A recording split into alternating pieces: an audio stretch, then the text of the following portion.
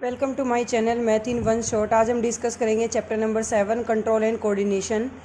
पिछले चैप्टर में जैसे कि हमने life process, excretion, respiration, double circulation process, इन सभी चीज़ों के बारे में पढ़ा था। इस चैप्टर के हम रीडिंग के साथ साथ इंटरनल और एक्सटर्नल सभी क्वेश्चंस को कवर करते हुए चलेंगे। In the previous question we have looked at the life process. What is life process? There are the many activities that are included in the life process like respiration, excretion, circulation of the blood and all these things involved in the maintenance functioning in the living organism. There we had started with a notion of we all have. इन सब चीज़ों के साथ हम control and coordination को start करते हैं। In fact the result of growth as in plant, जैसे कि एक पौधे के अंदर ग्रोथ होती है वैसे ही ह्यूमन बॉडी के अंदर भी ग्रोथ होती है। एंड वी समथिंग मूविंग, अगर कोई चीज़ चल फिर रही है, इट इज़ अलाइव, तो हम कहते हैं कि वो जिंदा है। Some of these moment are in fact of result of growth. यही कुछ चीज़ें हैं जो शो करते हैं कि ग्रोथ हो रही है। शिड जर्मिनेट, जैसे कि एक बीज जो है वो जर्मिनेट करता है यानी कि उगना स्टार्ट करता है। Grows, we can see the seedling move over the course of a few days, कुछ दिनों के बाद हम देखते हैं कि उसके ऊपर पंखुड़ी आ जाती हैं। इट पुचेस सोयल असाइड, वो जमीन को एक साइड करके, एंड कम्स आउट, बाहर आता है। But if its growth were to be stop, मान लो इसकी ग्रोथ अगर रोक दी जाए, these moment would not happen, तो ये सारी चीज़ें नहीं होंगी।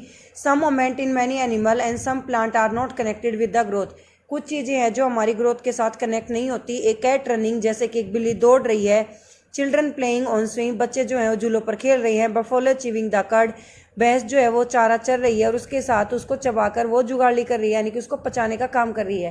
देखो एक्चुअली में जानवरों के अंदर क्या होता है, पहले वो कॉन्टिन्यूसली फुल स्पीड खाते रहते, उसके बाद वो उस खाने को दोबारा से अपने मुंह में लेकर आते हैं और जुगाली करके अपने फूड का डाइजेशन करते हैं। There are not moment caused by the growth. Why do we associate with the visible moment with life? A possible answer is that we think moment as a response to a change in the environment of the organism. अगर किसी भी organism के अंदर जो भी change take place होते हैं हम उसको क्या कहेंगे, वो उसकी moment है, उसका response है।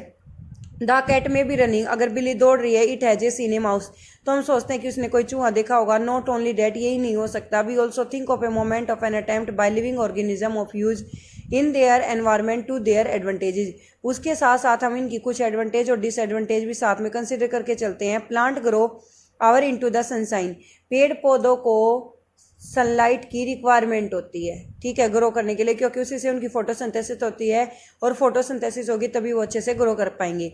Children try to get pleasure and fun of the swimming, बच्चे जो है वो झूलों का आनंद लेना चाहते हैं। Buffalo chew cud to help break the tough food into the able to digest it better. वही चीज़ आ गई ना कि गाय भैंस जो है वो चीविंग अपने खाने को दोबारा से मुंह में निकाल कर जुगाली करने का काम इसलिए करते हैं ताकि वो सॉफ्ट हो जाए और उसके साथ ही उनके बॉडी के अंदर डाइजेस्ट हो जाए।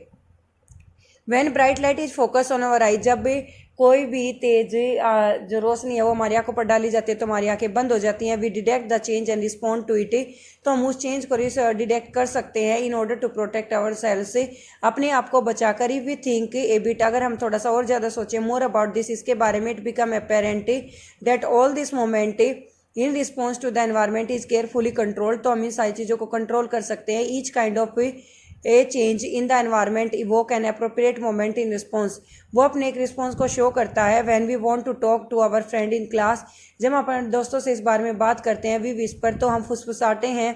Rather than shouting loudly clearly, the moment to be made depend on the event triggering it, therefore such control moment must be connected to the recognisation, तो इससे बहुत सारी चीज़ें जो है वो आपस में इंटरकनेक्टेड होती हैं।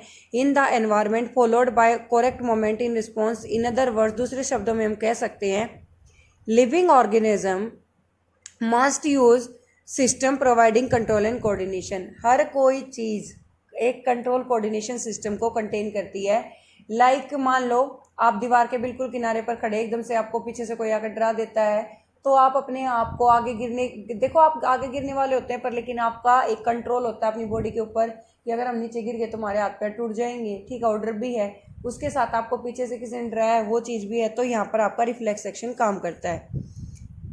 इन मल्टी सेल ऑर्गेनिज्म, अब यहाँ पर आपको ये पता होना चाहिए कि मल्टी सेल ऑर्गेनिज्म क्या होते हैं। मल्टी सेल ऑर्गेनिज्म आर दो organism that are made up of more than one cell, जो एक सेल से ज़्यादा से मिलकर बने होते हैं उसको कहते हैं multi cell, like human being, और जो एक के बने हुए होते हैं उसको हम कहते हैं unicellular, like amoeba. Are use to provide these control and coordination activities. Animal nervous system, in animal such control and contribution are provide by the nervous and muscular tissue which we have studied in class 9th, जो कि हमने 9th class में पढ़ा था। Touching a hot object is an urgent and dangerous situation for us. जब भी हम किसी चीज़ को गर्म को छूते हैं एकदम से तो वो हमारे लिए हानिकारक भी हो सकता है। We need to detect it and respond to it. तो हमें वहाँ पर रिस्पॉन्ड करना होता है। How do we detect we are touching the hot object. ये हमने कैसे डिटेक्ट किया कि हमने किसी गर्म चीज़ को हाथ लगाया।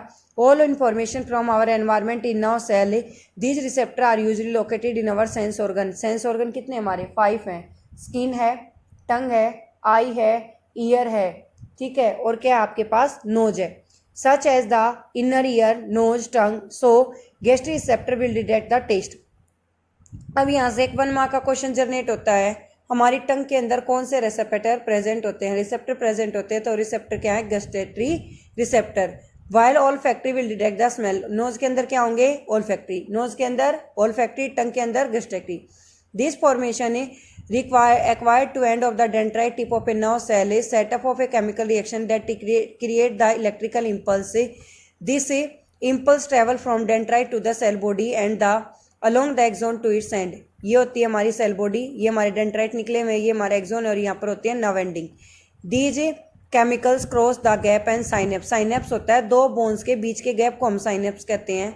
Start electrical impulse in A dendrite of the next neuron. This is a journal scheme of the nervous impulse and travel in the body. A similar synapse finally allow delivery to such impulse from the neuron to the other cell such as muscle and gland. देखो कुछ चीज़ें ऐसी होती है कि हमारी हड्डी टूट जाती है, उसके बाद भी वो रिकवर कर जाती है, तो उसकी कैपेसिटी पावर है रिकवर करने की।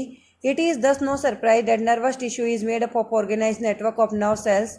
नर्वस टिश्यू जो है वो बहुत सारे न्यूरॉन्स के कम्बिनेशन से बना हुआ होता है। Information via the electrical impulse one part of the body to the another, जो हमारे एक पार्ट से दूसरे पार्ट के अंदर ट्रांसफर करने का काम करता है। Identify the part of a neuron. एक न्यूरॉन के अंदर क्या क्या पार्ट होंगे। What information is required through which information travel and electrical impulse where this impulse must be convert into the chemical signal for onward transmission, की आगे के transmission कैसे प्रोसेस करता है।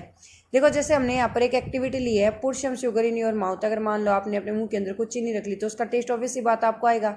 आप अपने नाक को बंद करो, ठीक, अंगूठे से दबाकर, तो फिर आप देखोगे कि जैसे नाक है, ये नाक है, इसको हमने ऐसे पकड़ लिया, दबा लिया, तो हम नाक से सांस ले पा रहे, मुंह से सांस ले रहे हैं, तो इसमें ये दिखाएगा ये इस एक्टिविटी के थ्रू कि दोनों बार आपको टेस्ट अलग अलग आएगा।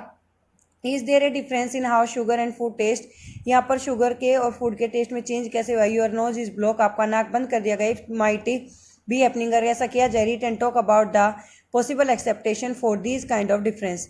तो इस टाइप के डिफरेंस के लिए अपनी आपकी क्या क्या पॉसिबिलिटी हो सकती हैं। Do you came across a similar situation when you have a cold. क्या आपके साथ तब भी ऐसा ही होता है जब आपको सर्दी जुकाम में हो रखा होता है। क्योंकि हम ये कहते हैं कि जब हम बीमार होते हैं तो हमें किसी चीज़ का टेस्ट नहीं आता, सर्दी जुकाम होता है तब हम ना उससे स्मेल नहीं करके देख सकते। तो ये सारी एक्टिविटीज़ हमारे साथ अक्कर होती हैं। इससे जो भी आज हमने डिस्कस किया इसके अंदर हमने देखा कि लाइफ प्रोसेस क्या, उसके अंदर क्या क्या एक्टिविटीज़ इन्वॉल्व हैं। उसके साथ ही जैसे कोई भी सडन चेंज होता है, सडन एक्शन होता है, उसका हमारे ब्रेन को कैसे पता लगता है या फिर वो कैसे रिएक्ट करता है। तो जो हमारे नोज़ के अंदर प्रेजेंट है रेसेप्टर, वो तो हमारे ऑल्फैक्टरी हैं, और जो हमारे टंग के अंदर रिसेप्टर्स हैं वो हमारे गस्टेटरी रिसेप्टर्स हैं।